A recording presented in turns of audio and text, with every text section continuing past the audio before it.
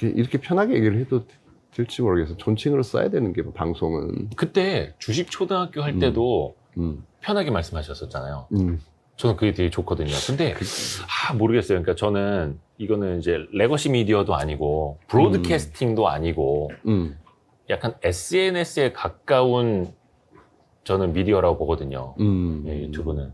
근데 이제 저는 가급적 편하게 하고 싶은데 또 그걸 또 불편하게 들으시는 분들도 있고 막 그렇지. 기존 뭐 메이저 방송처럼 생각하시는 분들도 있어가지고 편하게는 하는데 이제 존칭은 해야 되지 않나 싶은데 방송인데 네. 연예인들도 보면 나와서 보면 정말 친한 선후배라도 딱 네. 존칭을 붙이잖아. 아무리 친해도. 근데 그건 이제 방송일 때고 그냥 존칭을 해주십시오. 그게 나을 것 같습니다. 네. 이게 진짜 요즘 어떻게 지내세요? 저 오랜만에 뵈가지고. 요즘 뭐 정신없이 지내고 있죠. 네. 일단은 크게 준비가 안 된 상태에서 일을 시작하다 보니까 이게 사실 생각이 별로 없었는데 네. 또 작년 말에 이제 퇴임하고 일단은 좀 반성하고 네. 어찌됐든 간에 뭐 가치주 성과가 지난 5년간 상당히 안 좋았으니까 근데 그게 뭐 그로스 사이클이 세게 오고 뭐 저성장 저금리 때문에 성장주가 그쵸. 좋았다. 네. 뭐 4차 산업혁명을 배경으로 해서 성장주가 뭐 상대적 초강세 현상이 거의 5, 6년이 왔으니까 네. 뭐 가치주가 어쩔 수 없는 거냐고 하는 건 핑계거리고 근데 그것도 이제 대응을 했어야 되는 게 맞는 거고 근데 이제 결정적인 이유가 있었더라고요. 저희가 가치주가 안 좋았던 이유가 네네네. 그러면 시장을 둘러싼 환경이 네. 이제 장기 투자하기엔 아직 상당히 부족하지 않았나. 그런 것도 많죠. 한국 주식시장을 둘러싼 여러 가지 환경들이 뭐 굉장히 많은데 네. 예를 들면 뭐 과도한 상속세, 네. 뭐 대주주가 65%니까 네네네. 뭐 사실 대주주 입장에서 보면 주가가 오르는 걸 원하지 않을 수도 있잖아요. 그렇죠. 상속세 더 내야 되니까. 네. 그런 부분들도 있고 또 뭐 지배구조 취약한 건 잘 아시고 네. 그다음에 투자자 보호 장치가 너무 미흡하다는 거. 네. 제가 뭐 거듭 강조하지만은 뭐 상법도 그렇고 네. 상법 제 382조 3항 같은 경우 네. 거기 보면 이제 듀티 오브 로얄티 규정인데 이사의 선관 의무나 충실 의무 이사가 과연 뭐를 위해서 일하는가 네. 그 회사 이사는 근데 이제 상법을 이제 요약해 보면은 결국 회사를 위해서 일한다 이렇게 그렇죠. 나와 있는데 이제 글로벌 트렌드는 그게 아니고 네. 이사는 당연히 회사를 위해서 일하는 게 최우선순위고 네. 그 다음에 감안해야 될 게 이제 주주를 위해서도 일해야 되고 뭐 소비자도 신경 써야 되고 심지어는 네. 어떤 사회적 책임져 져야 되는 이런 분위기로 가고 있잖아요. 네. 근데 그런 게 좀 국내 상법에는 좀 반영이 좀 덜 돼 있는 게 아닌가 싶은 생각이 들고 거기서 이제 파생된 여러 가지 이제 제도적인 문제들이 또 예를 들면 뭐 시가합병제도 죄송한데요. 벌써 본론으로 너무 깊이 들어가셨는데 지금 시작한 지 3분도 안 됐는데 그거는 그러네. 그 이거는 내용이 나중에 오늘의 본론입니다. 사실은. 근데 그거라서 이제 조금 뒷부분에 하려고요. 네. 우선은 조금 지금 뭐 근황을 지금 얘기하는 근황, 거잖아요. 원래. 의장님 그 근황 여쭤봤는데 바로 이게 상법까지 들어가셔가지고 너무 힘들어집니다 갑자기. 아니 저기 좀 소개해 주세요. 라이프 자산운용. 네, 라이프 자산운용이죠. 라이프 자산운용의 이름의 뜻이 뭐예요? 라이프가 이제 LIFE가 Long Term Investment for Everyone의 이제 줄임말입니다. 모두를 위한 장기 투자. 저는 그래서 라이프 자산운용이라 가지고 혹시 생명보험도 판매하시는 보험사 느낌.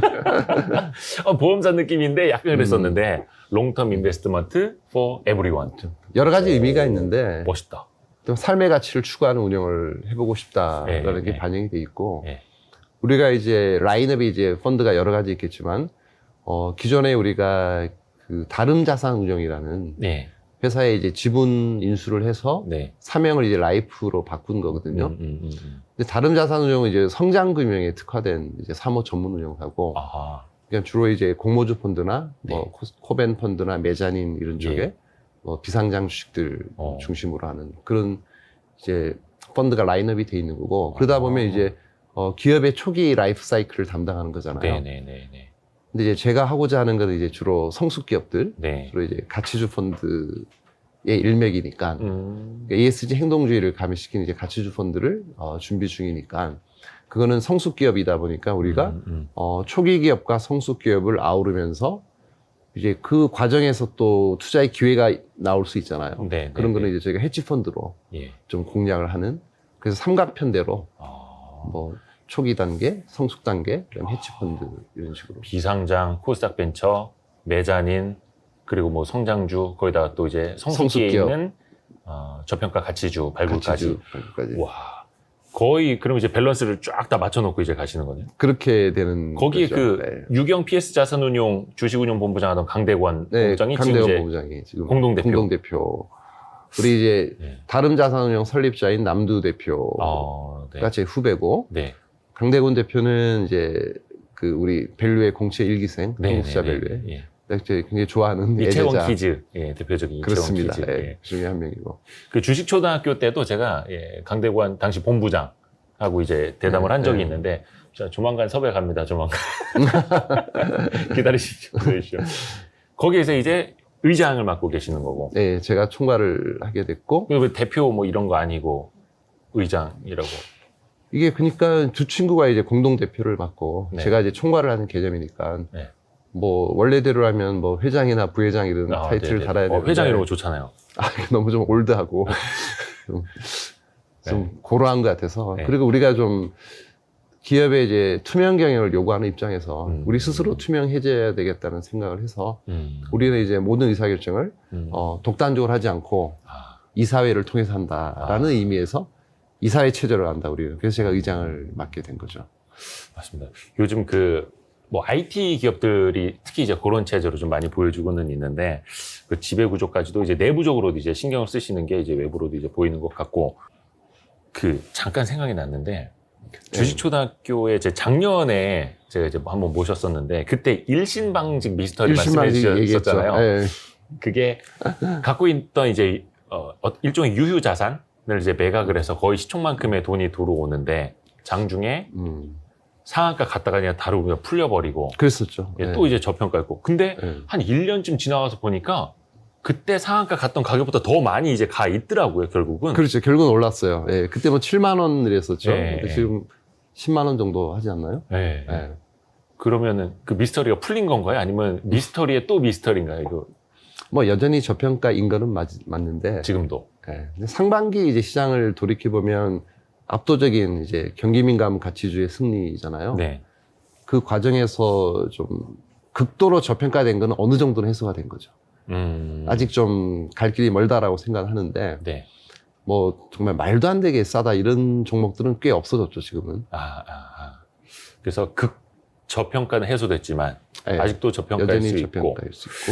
이게 뭐라 해야 되나? 뭐 혹자들은 이제 수급 영향이라도 이야기하고 뭐 차트를 보시는 분들도 있곤 한데, 당시에 이렇게 상한가 장중 맞다가 정말 한 1년에 걸쳐서 이렇게 올라오게 된 현상이나 배경은 혹시 생각해 보셨나요? 사이클 자체가 이제 좀 이렇게 밸류 쪽으로 가고 있는 거죠. 시장의 흐름이 서서히. 서서히라고 볼 수도 있고, 일단은 지난 한 5년간을 돌이켜보면, 미국을 예를 들어보면, 미국의 성장주가 미국의 가치주보다 약 90% 아웃퍼폼 했어요. 지난 5년간. 그렇죠. 근데 최근에 이제 굉장히 큰 반전이 이제 벌어졌잖아요. 최근 5월 말까지 보니까 미국의 가치주가 오히려 성장주를 20% 아웃퍼폼 했어요. 6년 만에 처음 벌어진 현상이죠. 그냥 반전이 크게 벌어졌고, 그 배경은 뭐 여러 가지가 있겠지만, 첫 번째는 이제 6년간 성장주가 너무 과하게 올라서 밸류에이션 갭이 너무 벌어진 거고, 이제 극저평가된 이제 가치주가 작년 연말 기준으로 보면 수두룩 했었잖아요. 그런 거고, 이제 또 하나는 이제 원래 이제 성장주가 올라갈 때는 이제 저금리 저성장을 배경으로 이제 많이 올라가는데, 첫째는 이제 저금리 현상이 어느 정도 좀 해결이 됐다. 지금 금리가 뭐 전 세계 모든 국가가 제로금리로 간다는 컨센서스가 형성이 돼 있었고, 작년에. 그래서 이제 코로나 사태가 발발하면서 미 국고채 10년물이 0.3까지도 갔었잖아요. 근데 우리도 이제 곧 제로금리 간다 이런 얘기가 나왔는데 의외로 금리가 올라버렸잖아요. 미 국고채 10년물이 0.3까지 갔었죠, 작년에. 작년에 0.3까지 갔었나요? 코로나 때 0.3 갔었죠. 네네네. 전 최근 말씀하시는. 지금은 최근에 뭐 1.8 갔다가 최근에 뭐 1.3, 2 뭐 왔다 갔다 하고 있는데 뭐 급격한 금리 상승은 이제 누구도 원하지 않기 때문에 뭐 자연스럽게 이제 금리가 떨어진다고 생각을 하고 있고 네. 그러나 금리 상승 추세는 좀 인정을 해야 될 것 같고 이제는 뭐 이게 급격히 뭐 2, 3% 갈 리는 없겠지만은 한 네. 2, 3년에 걸쳐서 뭐 1% 후반이나 뭐 2% 초반 정도는 가도 문제가 없고 그 와중에 좀 건전한 인플레이션이 수반이 되면 뭐 2% 정도 수준 인플레이션이 우리가 용납할 수 있는 수준이잖아요. 네. 그러면은 시장은 이제 자연스럽게 좀 경기 회복으로 가면서 좀 정상화되는 국면으로 가지 않을까 싶은 생각이 들고 그래서 어쨌든 금리가 가장 영향을 많이 미친 거고 성장주 특세는 성장주에는.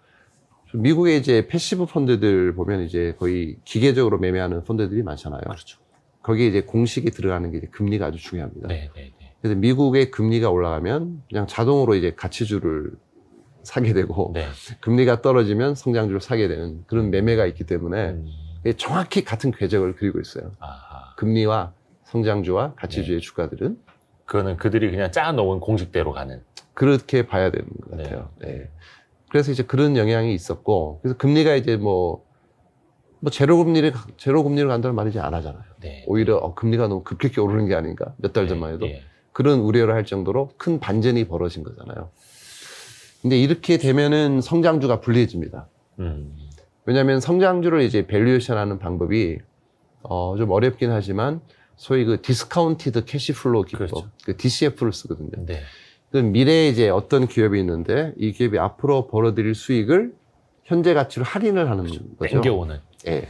근데 할인할 때 할인율을 이자율을 씁니다. 그러다 보니까 이자율이 뭐 0.3일 때와 뭐 1.5일 때와는 가격이 차원이 달라지죠. 천지 차이로 벌어지게 되거든요. 금리가 올라가면 성장주가 비싸 보이는 거예요. 그렇죠. 금리가 떨어지면 싸 보이고. 훨씬 싸 보이고. 다르게 설명을 드리면 이것도 쉽진 않아요. 네네. 쉽지는 않은데 이제 보면 그 일드의 역수가 PR이라고 하는 거잖아요. 네네네. 뭐 쉽게 설명드리면 이제 금리가 1%다. 그럼 그 역수가 PR인 거예요. 그렇죠. 그러니까 100이거든요. 네네네. 그러니까 금리가 1%면 PR이 100배. PR이라고 하는 거 이제 Price Earning Ratio인데 네. 이거는 어떤 기업에 우리가 투자할 때 회수하는 기간을 얘기하는 거죠. 그렇죠. 이제 예를 들면 뭐 시가총액이 100조인데 1년에 1조씩 번다. 그럼 100년 걸리는 100년 거잖아요. 걸린다는 그래서 PR이 100배다라고 네. 얘기를 하는 거고 뭐 삼성전자처럼 뭐 시총이 한 500조인데 뭐 4, 50조를 번다. 그러면 우리가 뭐 10배라고 얘기하면 10년 안에 회수가 된다라고 얘기를 하는 거잖아요. 네. 근데 예를 들면 이제 금리가 1%면 채권의 PR이 100배니까 네. 주식의 PR이 한 50배 정도 돼도 비싸지 않은 거잖아요. 그렇죠. 일단은 50배라고 얘기하는 그 역수도 2%인 거잖아요. 근데 은행에 예금하면 뭐 이자가 1%인데 우리는 1년에 2% 벌고 어쨌든 뭐 금리보다 2배 벌고 배당도 하고 우리는 성장도 하는데 우리가 뭐 어때서? 그렇죠. 그러니까 성장주가 이제 당당해질 수가 있어요. 저금리 시대에는. 네.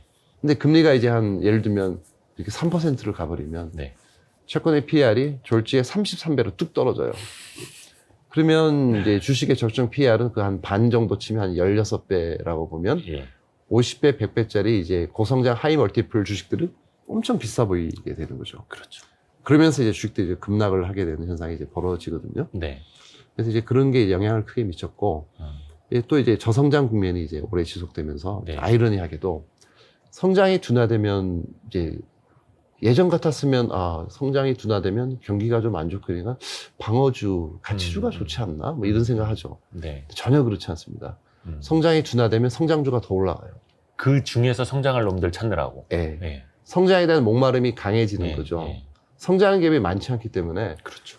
전 세계를 돌이켜봐도 뭐 구글, 뭐 아마존, 마이크로소프트나 애플 국내를 돌이켜봐도 그나마 이제 꾸준히 성장하겠다는 확신의 기업이 이렇게 많지는 않은 네이버, 카카오 뭐 이렇게 빅테크로 쫙 쏠리는 거죠. 이렇게. 그렇게 쏠리게 될 수밖에 없는 뭐 배터리 주식들 소위 BBIG나 이런 쪽이 쏠리게 되거든요.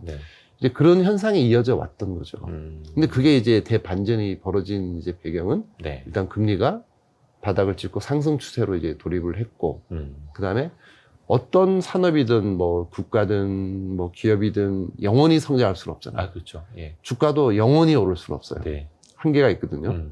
그 한계에 좀 부딪혀 간다라는 이제 느낌이 들었고, 뭐 제가 많이 사례를 들지만은 99년에 그때는 이제 3차 산업혁명이었을 때잖아요. 그때도 뭐 똑같은 스토리인데 그때도 이제 뭐 성장주가 어마어마하게 상승했었고 IT 붐 때. 예, 그때는 이제 뭐 기술주가 특히 통신주가 많이 올랐고 엄청났죠. KT가 20만 원까지 갔었고 지금 20년이 지났지만 지금도 이제 회복을 못 하고 있는. 그 정도가 아니고 3만 얼마거든요. 7분의 1 토막 나 있습니다. 그러니까 우량주에 장기 투자한다고 이제 꼭 성공하는 건 아니라는 그건 얘기가. 아니죠. 예. SK텔레콤만 해도 그때 50만 원이었던 게 맞아요. 지금 30만 원 정도 하고 있잖아요. 네. 근데 40% 하락을 했지만은 SKT는 그럼 20년간 SKT가 성장 안 했느냐? 기적의 성장을 이뤘죠. 10배 이익이 늘었어요. 네. 이익은 10배 늘었는데 주가는 이제 반토막에 가깝게 떨어졌다. 왜 그럴까? 그 당시 사람들은 한 20배 성장할 걸로 보고 밸류에이션을 한 거죠. 네. 근데 생각보다 성장을 덜 한 거예요. 하기는 했지만. 하긴 했지만. 네. 지금도 그래서 뭐 아마존이나 뭐 카카오나 네이버 같은 기업들이 저는 이 기업들이 앞으로 성장할 거라 확신을 가지고 있어요. 근데 네. 우리가 예상하는 성장과 실제 성장의 괴리를 맞출 자신이 없어요. 이게 과연 앞으로 한 10년간 5배 성장할 거를 예상으로 주가가 밸류에이션이 돼 있다면 네. 뭐 10배 성장하면 주가는 오르겠지만 혹시 5배 성장 못하고 한 2~3배만 성장해도 어마어마한 건데 차이가. 네, 생각했던 차이가. 그거를 알 수가 없는 거고. 네네. 그래서 이제 이 좀 한계에 다다라면 어떤 현상이 벌어지냐면 이제 더 이상 성장할 기업이 이렇게 만만치 않으니까 다른 방법을 찾아야 되잖아요. 네네네. 이제 더 이상 팔 우물이 없다면 고여 있는 물을 이제 정화해서 마시는 수밖에 없는 네. 그런 시대가 이제 도래하고 있다. 다른 말로 표현드리면 이제 과거 성장의 결실을 일시에 취하려는 움직임이 이럴 때 나타나더라고요. 과거 성장의 과거 결실을. 성장의 결실을 일시에 취하려는 움직임. 네. 어떤 기업이 있어요. 예. 뭐 일신방지? 예. 한 10년, 20년 동안 벌어놓은 돈이 쌓여 있잖아요. 네. 현금 뭐 네. 잔뜩 들고 있고 땅도 팔고 돈이 막 쌓였어요. 근데 주가는 안 올라. 그럼 누군가 이걸 취하려는 움직임이 나오지 않을까요? 근데 이럴 때 등장하는 게 뭐냐면 이제 어떤 액티비스트, 행동주의 펀드가 등장하고 뭐 KCGI 같은 펀드가 이제 굉장히 활약을 하고 있는 거잖아요. 쉽지는 않지만. 그리고 이제 지배구조 어떤 운동이 활발해지고 소액주주 운동 활발해지고 어떤 뭐 주주하는 정책에 대한 어떤 뭐 소액주주의 압박이 강해지고 배당 압력 세지면서 뭐 이럴 때 뭐 자사주 매수각도 많이 벌어지고 공개 매수도 나오고 이렇게 뭔가 좀 변화가 많이 생기거든요. 이런 현상들이 보면 어떤 기업이 있는데 한 20~30년간 돈을 많이 벌어놨어요. 네. 국간에 재물이 잔뜩 쌓여 있는데 네. 이게 뭔가 발현이 안 되는 거죠. 성장성은 별로 없고 뭐 회사는 돈은 뭐 벌고는 있는데 성장은 없고 계속 쌓여만 가는 거잖아요. 네. 이런 거에 대한 공격이 나온다는 거죠. 투자자의 요구들이. 그렇죠. 그러니까 일반 투자자들 입장에서는 네. 돈이 많이는 쌓여는 있는데 그다지 매력적으로 보이지는 않고 어차피 저 돈이 또 내 돈도 아니고 뭐 이른바 오너라고 하는 사람들이 이제 자기 거라고 생각을 하고 이제 가둬놓고 또 경영을 하다 보니까 그렇죠. 접근성도 쉽지 않고 그런 근데 한계가 그 좀 외에 있었군요. 투자 대상이 많이 있다면 성장 기업이 많이 있고 대안이 많이 있다면 많이 있는데 이 주식을 살 굳이 필요가 뭐, 없죠. 그렇죠. 예. 굳이 내가 왜 저기 갖고 그렇죠. 피곤하게 예. 저 오너랑 싸우고 있어야 되나 막 이런 생각을 그렇죠. 하는 거죠. 근데 이 주식이 너무 많이 올라 버렸다는 거죠. 아하. 근데 지금 일신방지 하다가 여기 온 거잖아요. 네. 그래서 좀 죄송한 표현이지만 떠밀려서 올라가는 것도 있고 아하. 좀 쥐어짜고 좀 저속한 표현이 하지만 또 뜯어먹는 식의 좀 그런 자금들이 들어올 수 있다는 거예요. 이제 캐피탈 게인을 목적으로 뭐 이렇게 주식을 매수하는 투자자도 많이 나오고 네. 예를 들면 어떤 기업이 뭐 시총이 뭐 3천억인데 그동안 벌어놓은 돈이 1조가 있다. 네. 그럼 공격 대상이 될 수 있거든요. 네. 그게 쉽잖아요. 그냥 사자마자 3배 되는 거거든요. 어떻게 보면. 네. 근데 우리가 주인이 아니기 때문에 안 되는 거지. 근데 다른 주식들은 너무 많이 올랐고 비싸고 불확실하고 이제는 좀 불안한 거예요. 그러니까 이런 쪽에 쏠릴 수밖에 없는. 네. 그게 영원히 되풀이되는 거죠. 과거 예, 99년에도 그랬고. 그래서 2000년에 들어서면서 가치주가 13년간 좋았잖아요. 네. 밸류 사이클이 13년 온 거고 2014년부터 그로스 사이클이 지금 6년 온 거거든요. 네. 이제는 사이클이 이제 바뀔 때가 됐다라고 이제 말씀드리고 싶은 거고 결정적인 거는 작년 연말에 좀 피크아웃을 한 느낌이 좀 들어요. 성장주가. 일부 성장주들이 그런 게 있고, 또 이제 유동성 장세에서 이제는 실적 장세로 이제 올해 그렇죠. 들어서면서 그거를 이제는 주린이 분들도 많이 느끼고 계시더라고요. 작년에는 그냥 뭘 사도 뭐 대기업 계열사 주식 막 5배씩 오르고 이런 장세였다면 그런 장세는 뭐 10년 후에는 한번 올까 말까 할 텐데 그렇습니다. 이제는 진짜 실적을 봐야 된다. 이 그렇죠. 기업의 체질, 체력을 봐야 된다라는 걸 이제 많은 분들이 공감을 하고 계세요. 그렇습니다. 그럼 이제 여기서부터 어떻게 해야 되는 이게 이제 좀 힘들어지는 것 같기는 한데 거기서 또 찾아야 되는 거고. 그렇죠. 이제 그러니까 이제 방금 제가 말씀드렸지만은 이게 코로나가 굉장히 어떤 성장주의 시세의 속도를 굉장히 앞당긴 것 같아요. 그러니까 앞으로 우리가 벌어질 일을, 그러니까 예를 들면 3, 4년 뒤에 벌어질 일을 땡겨버렸잖아요. 그렇죠. 예, 그러니까 뭐 온라인 쇼핑하고 뭐 집에서 건강 진단도 온라인으로 맞아요. 받고 뭐 이런 것들이 예를 들면 뭐 줌 같은 경우 뭐 화상회의하고 이런 것들이 서서히 진행이 되고 있었는데 그렇죠. 빨리 왔어요.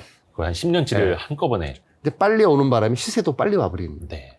그래서 이게 계속 성장은 하는데 뭐 이게 반론을 피는 건 아니에요. 이 세상이 바뀌는 건 당연히 인정을 하고 당연히 바뀌겠죠. 이렇게 바뀌고 하겠지만 이게 속도가 너무 빨라졌고 시세 분출을 좀 했다는 느낌이 강하게 들어서 그래서 이제 성장주의 상대적 초강세 현상은 이제는 쉽지 않다라고 생각이 들고 그쪽보다는 그동안 이제 오랜 동안 소외됐던 이제 가치주가 좋을 것 같은 생각이 들었고 근데 문제는 이제 그게 6개월간 반영이 많이 됐고 가치주도 많이 올랐거든요. 유동성 장세에 이어서 실적 장세로 전환되면서 심하게 저평가된 가치주들이 제법 이제 제값을 받는 시대가 왔단 말이죠. 가치주 중에서도 꽤 많이 오른 것들이 있더라고요. 뭐 올해 들어서도 그렇죠. 그렇고. 경기 민감 업종 같은 경우는 뭐 철강, 화학, 뭐 이제 뭐 자재나 소재 쪽 이쪽은 어마어마하게 올랐습니다. 그또 이제 뭐 빅테크들도 무섭게 오르긴 합니다만 가치주가 한번 재평가만 받아도 어마어마하지 않습니까? 뭐 그냥 더블 이상이 그냥 나버리니까. 그리고 오래 가요. 지루하게. 그로스 사이클은 강력하게 짧게 오는 경우가 많고 과거 역사를 돌이켜보면 근데 가치주는 한번 턴하면 이제 꽤 오래 가요. 무섭게. 지난 사이클은 13년 갔거든요. 그 사이클이. 2000년부터 2013년까지 그 기간 동안 뭐 저희 펀드가 1400% 수익이 날 정도로 굉장히 해피한 가치주들이, 가치 투자자들이 좋은 시절이었죠. 근데 지금은 이제 그 정도는 아닌 것 같고 이제는 봐야 될 거는 좋은 성장주와 좋은 가치주가 공존하는 시대가 온다. 앞으로는. 좋은 성장주와 좋은 가치주가 공존하는 시대. 가치주의 초저평가 갭은 꽤 메웠어요. 이제는 좀 메우고 있죠. 아직은 룸은 남아있지만은. 그래서 뭐 이제는 뭐 압도적으로 가치주가 좋다.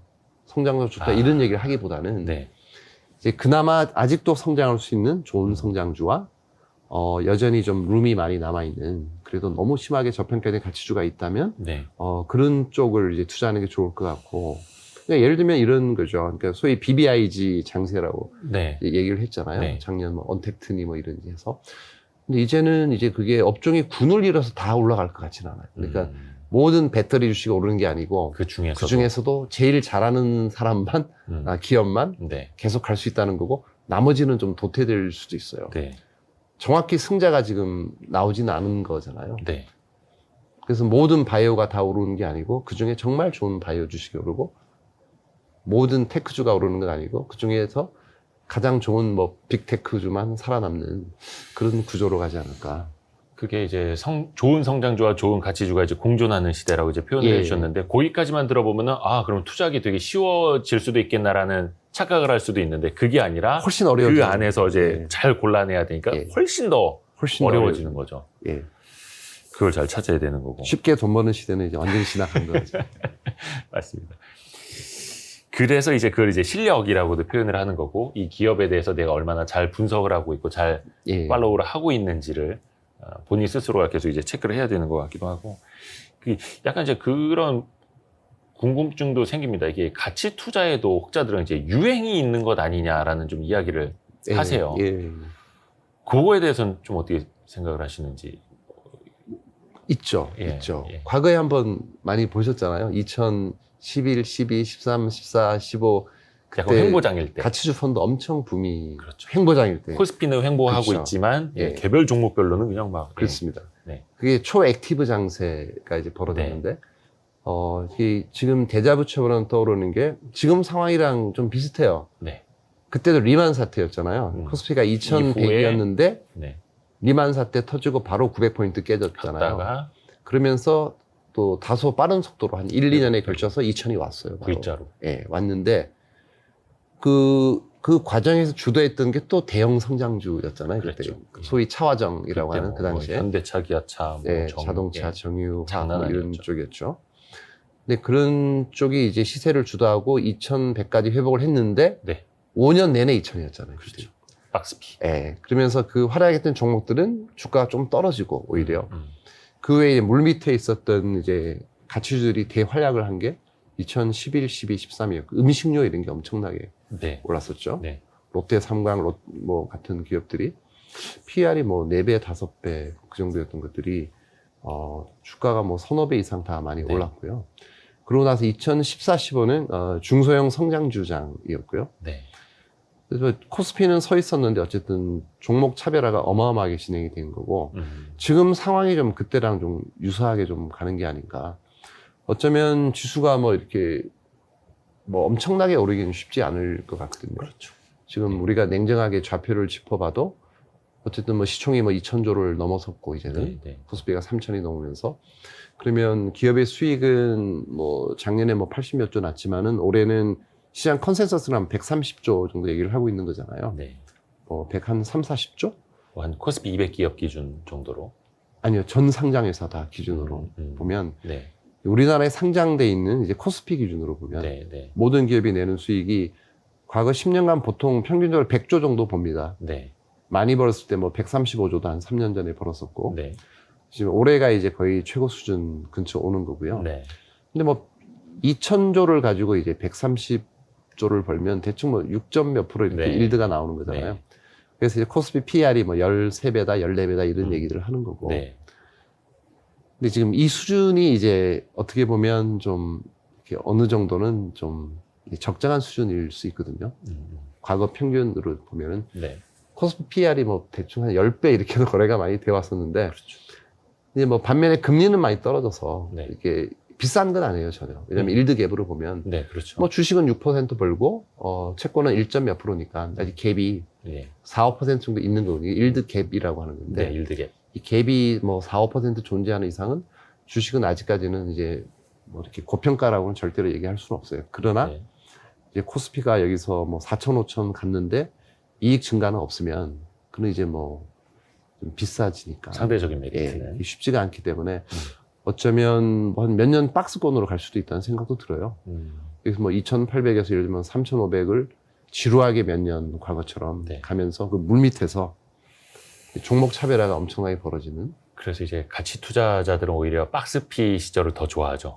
그렇죠. 지수가 예. 별로 춤추지 않고 대형주들, 그러니까 뭐 IT, 뭐 반도체라든지 2차 전지, 바이오 쪽으로 막 수급이 쏠려 있을 때는 또 막 힘들어하고. 근데 그런 그렇죠. 것들이 좀 풀리고 예. 시장의 예. 관심사가 이제 퍼졌을 때 굉장히 이제 좋아들 하시죠. 기업들을 잘 찾아야 되는 거고.